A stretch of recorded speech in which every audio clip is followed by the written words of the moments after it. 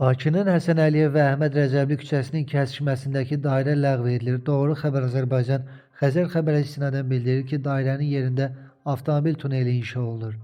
Tikinti işləri Avtomobil Yolları Dövlət Agentliyi tərəfindən Həsən Əliyev küçəsi, Koroğlu metro stansiyası yeni avtomobil yolu layihəsi çərçivəsində aparılır. Bundan sonra ərazidə tunelin tikintisinə mane olan Şəki restoranı və ona bitişik digər tikililər də söküləcək deyə məlumatda bildirilib.